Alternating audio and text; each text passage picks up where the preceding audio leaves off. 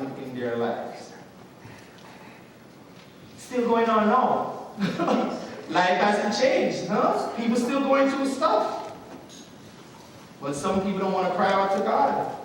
Well, if it worked in the old days, it worked now, exactly. That's how I see it. So, I want to talk about this morning what God does, right? I want to talk on a message this morning. God specializes in the impossible. What? God specializes in the impossible. Now, as Christians, we go about our normal lives, we go about doing everything, normal lives, serving God, coming to church, teaching Sunday school, helping in the kitchen, whatever it is, singing on the choirs, we do all the things that we need to do. So we come to church and we participate. We encourage people, help them through their situations when they're going through their different trials. But what happens when it's us? Ooh. What happens when it's our trials? What happens when it's our testings? What happens when it's our time to go through the fire? This morning, God wants me to encourage the house of God. He wants me to encourage the people at Taupahaki that no matter what you are going through, no matter the situation, God is still in control. No matter what is happening, God is still in control. So this morning, as I said, the message is going to be God specializes in the impossible. So, trials, testings, tragedies, sickness, whatever the case may be, God is no respecter of persons. So things will happen to us. He doesn't look for special persons and says, okay, I'm going to let it happen to Mario and not let it happen to Sylvia. No, God is no respecter of persons. So regardless of who you are, things will happen in your life. No matter how faithful you are, things are still going to happen in your life. Hezekiah was the king of Israel. Think about it. This is the king. So we don't expect the king to have any problems. Everything should be good. But the king is like anybody else before God. Right? So he had problems. Let's look at the first set of scriptures here. In 2 Kings 20, verse 1. It says, in those days, Hezekiah became ill and was at the point of death. This is hard for him to swallow. Because as the king, he could what? Get the best doctors. He could, send for people all over the world to come and help him. Because he's what? The king. He can afford it. Right? And the prophet of God came to him. The prophet of Isaiah, the son of Amos, went to him and said, this is what the Lord says. Put your house in order, or get ready. Get ready. Because you are going to die and you will not recover. Wow. That was a hard pill to swallow. I mean, you're sick and you see the man of God coming. Think about it. You're laid up in the hospital and you see pastor coming through the doors. You're like, pastor coming to give me a word of encouragement. And pastor walks through the door and says, I'm sorry, Nancy. Set your house in order. You're going to die. Yeah, that's a bitter pill to swallow. It's hard. And that's exactly what happened to Hezekiah. Because he saw the man of God coming. So he's thinking he came with what? Good news. But he came to tell him, you're going to die. Listen, we get life-changing news that breaks our heart. This is just life. Life-changing news that breaks our heart. What do?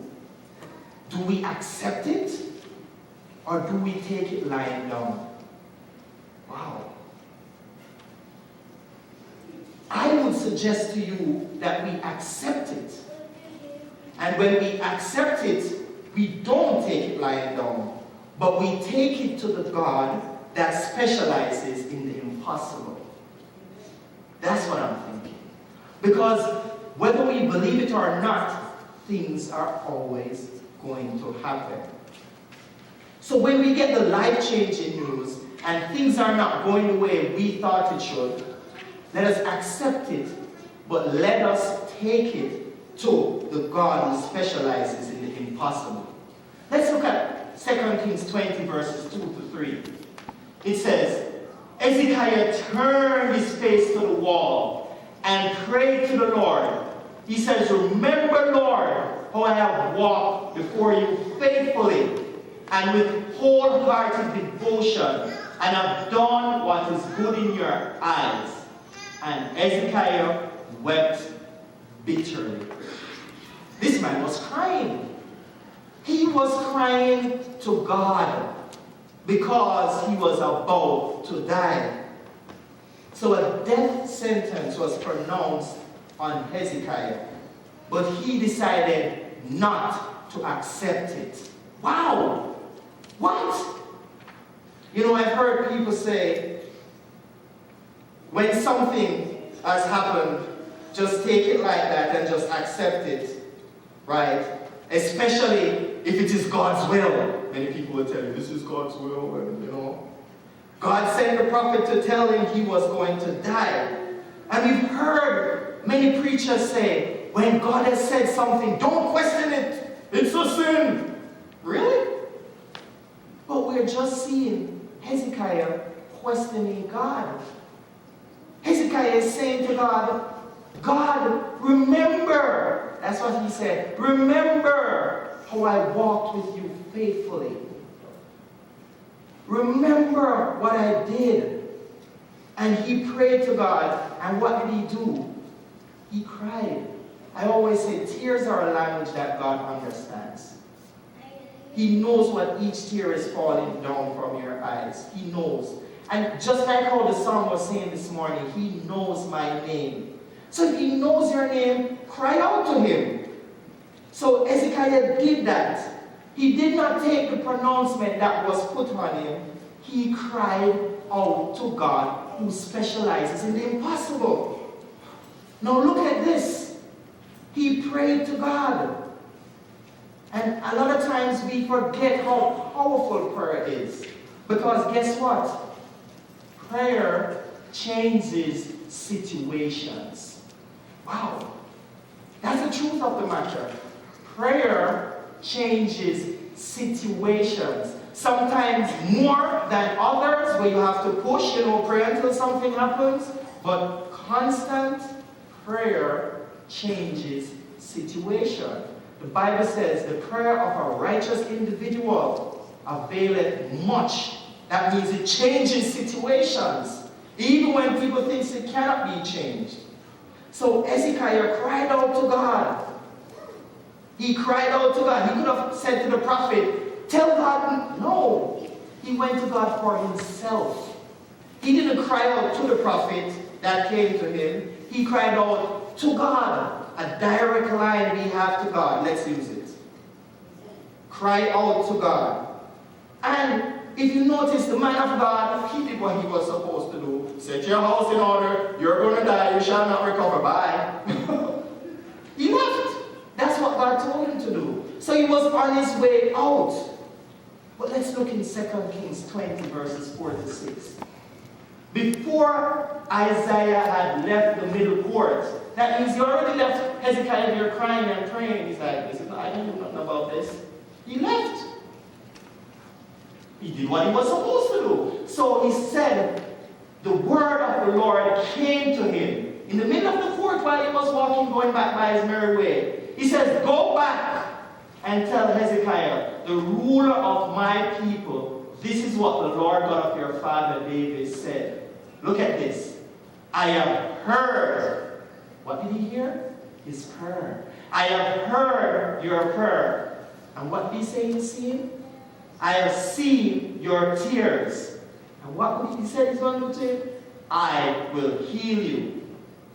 On the third day from now, you will go up to the temple of the Lord. And I will add, what? 15 years years to your life. Let me read that again. I will add 15 years to your life, and I will deliver you this city from the hand of the king of Assyria, and I will defend this city for my sake and for the sake of my servant David. He cried out to God. And when he cried out to God, God responded to Hezekiah's cry. Wow.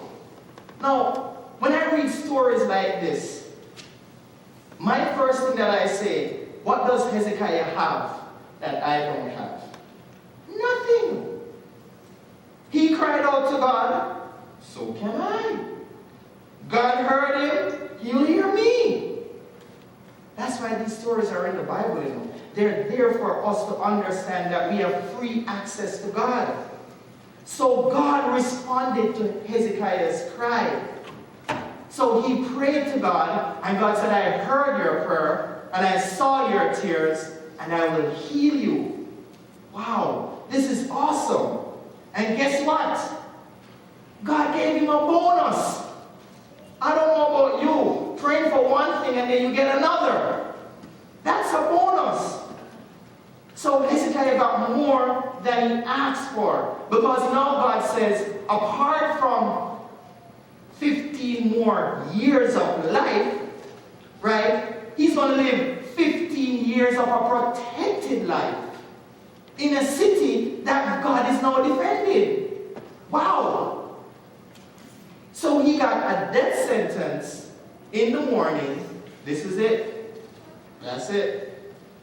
He prayed. He cried out to God. He wept bitterly. He was just broken before God. And when he was broken before God, God did the impossible thing.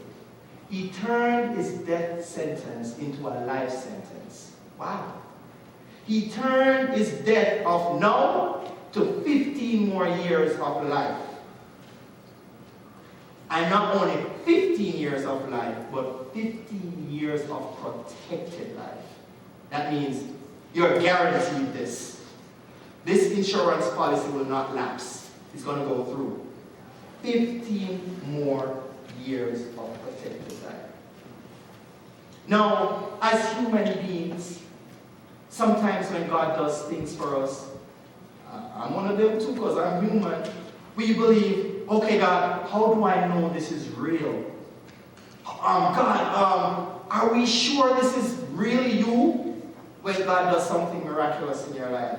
Now, Hezekiah was just like any other human being. You know what Hezekiah did? Hezekiah decided, I want a confirmation that you're doing this. And he says, tell me you are going to do this. So let's look at 2 Kings 20 verses 9 to 11. It says, then Isaiah said, this is the sign from the Lord, that the Lord will do the thing which he has spoken. Of course, God will not lie. So if he's spoken it, he's going to do it. The shadow will go forward 10 degrees or go back 10 degrees. And Hezekiah answered, it is an easy thing for the shadow to go down 10 degrees. No, but let the shadow go backward 10 degrees. So Isaiah the prophet cried out to God. Isaiah has to do some praying too. Isaiah the prophet cried out to God, and he brought the shadow 10 degrees backward, which had gone down on the sundial of Ahaz.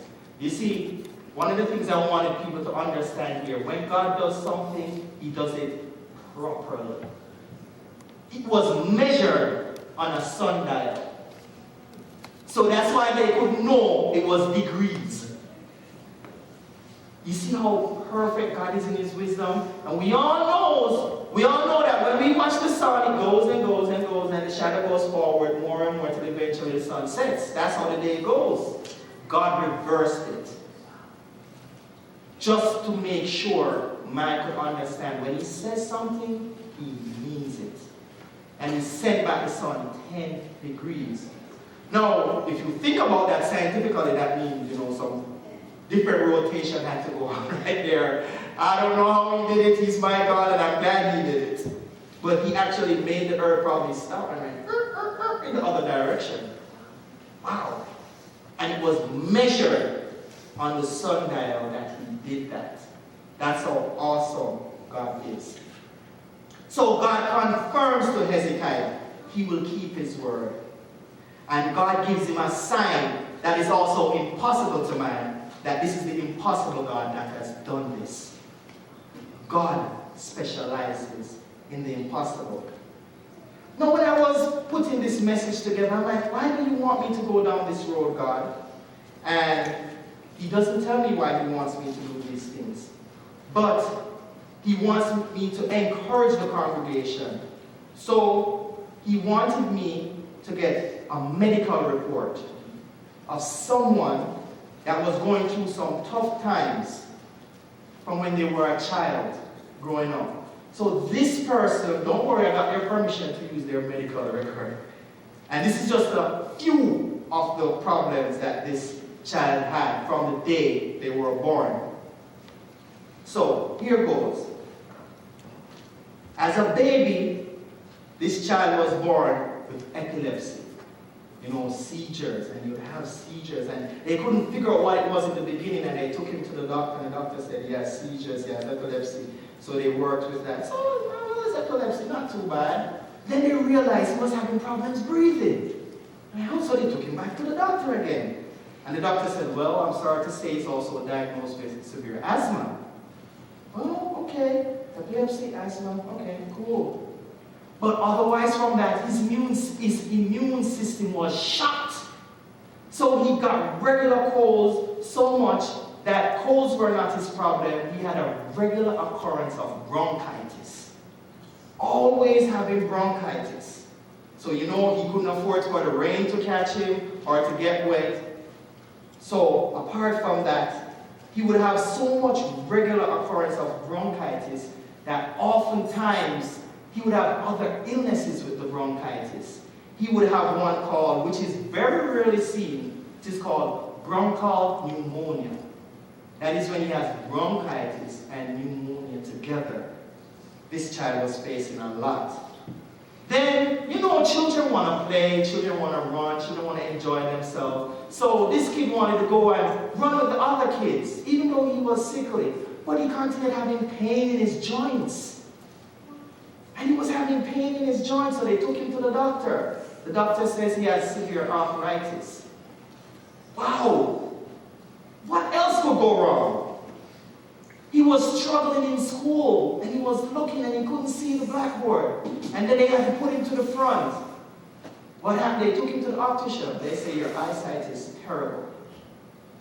This child, seems like God has forgotten this child.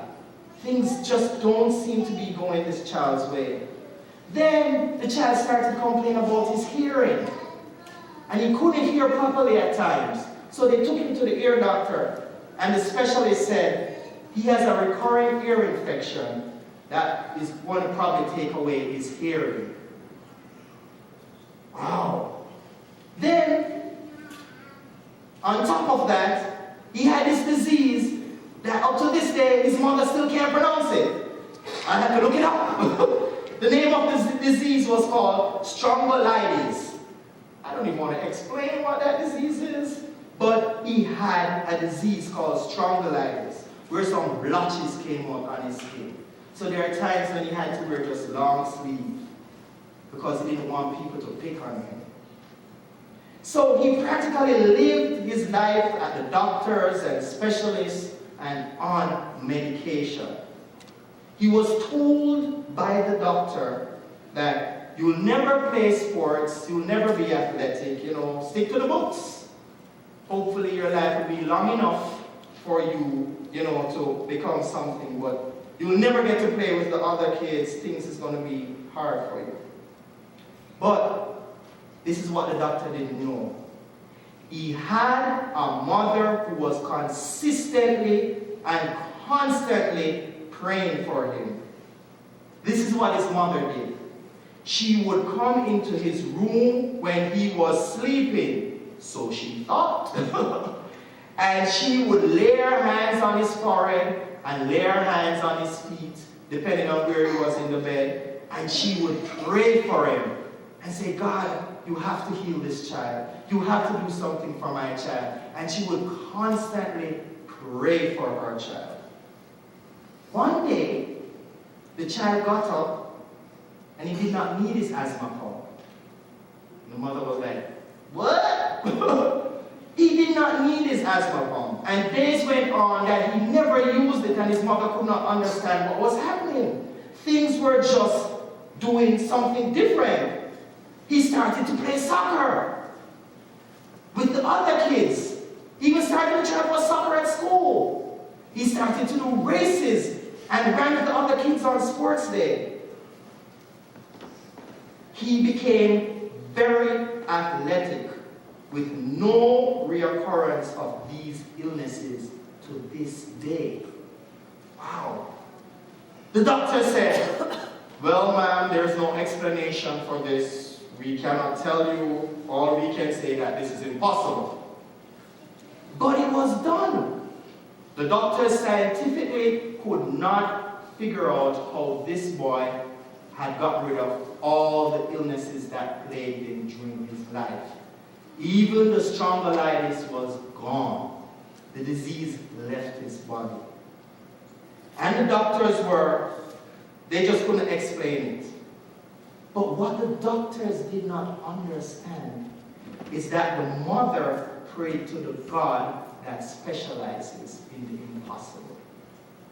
That's what she did. She prayed to the God that specializes in the impossible to heal her child. Now, I know some of you are going to say, well, Pastor, that's a very good story. You got it on Facebook, and and you're going to be like, yeah, I think I heard that one already. Yeah. But I have proof that this story is real. And you want to know how I have proof? Because I am this child that is standing in front of you now. I was diagnosed with no future. Nothing would become of me because of too many illnesses. And they told my mother just to accept it. But my mother refused. And she cried out to God and said, God, you have to do something for my son. She had 2 other children, and they were healthy and fine and doing everything okay. But this one was not going like how it should. And she cried out to the God who specialized in the impossible. And God turned my life around. It wasn't me. It was somebody who prayed for me. See, I want to encourage the people this morning. I want to encourage us this morning. Whatever you are going through, don't give up. Cry out to God, whether it's for your loved ones, whether it's for your children, whether it's for yourself. Cry out to God who specializes in the impossible. Even when the doctors say your children might not make it, let God decide. Cry out to God. Whatever it is that is plaguing you, or whatever it is that is troubling you, cry out to God who specializes in the impossible. And before I pray this morning, I want to do something different this morning. I prayed to God and I said, okay, God, I'm a living proof of what you can do. There was a time in my life when every weekend at least, I knew I was at the doctor probably 4 or 5 times a week.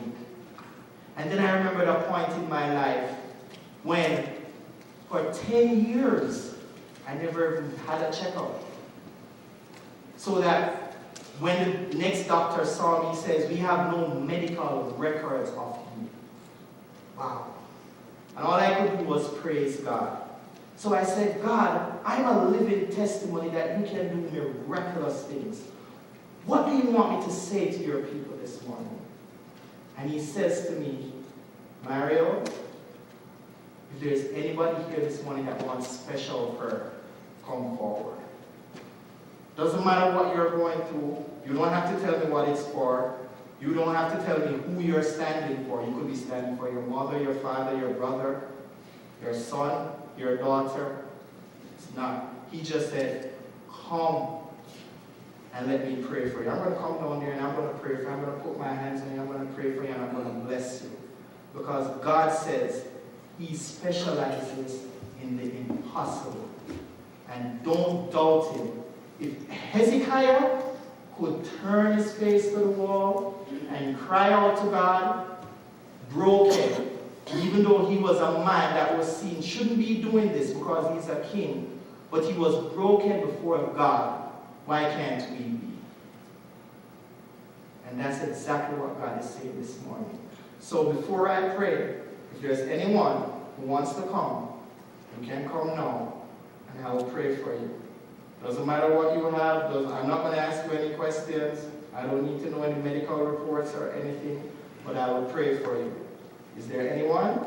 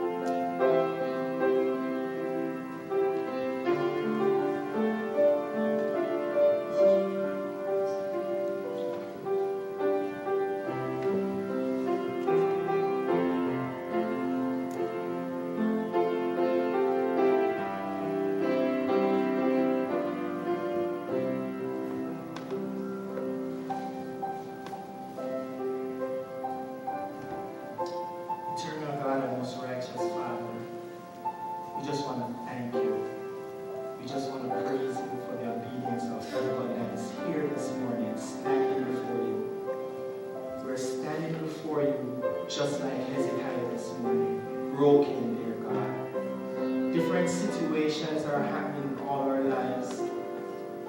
Dear God, we're so grateful that we don't have to confess it to anybody else but you. You know each and every one of us. You know each and what we need, dear God. Whatever the record says, dear God, we are putting before you right now. We pray for each individual that is here, for their specific need, whatever it is, dear God. We are asking you to take full control now, dear God. The man of God came to pronounce death on Hezekiah, but he refused it.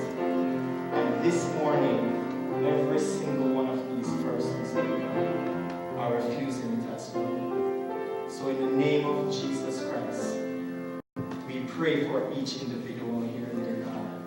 Whatever it is, we proclaim life, dear God. Every situation that is put before us, that is pronounced, you can reverse it. And in the name of Jesus Christ, just like Hezekiah, dear God, we're turning our faces to the wall, broken before you this morning. Broken, dear God. We're being honest and we're being truthful to you. We're hiding nothing from you. We're broken before you this morning. And we're asking you to fix it. Whatever it is, dear God, we're asking you to fix it. We're turning it over to you because you are God. And dear God, we are asking that you turn this sentence around to life. Just like you did with Hezekiah in the Word of God. Turn this sentence around to life. Whatever it is, add life to our years and years to our life. In the name of Jesus, we thank you, dear God, and we praise you in faith for what you're going to do through us. I'm a living testimony of the impossible God that we serve. And this is your specialty, that you specialize in the impossible. So we're giving it over to you. We pray for everybody here in this audience, dear God. There might be people that have not come, but we pray for them just the same. That even when they go home, they might be broken before you, dear God. That they might say, this is what I want for you to do for my child, for my husband, for my mother, for my wife, for my granddaughter, for my grandson.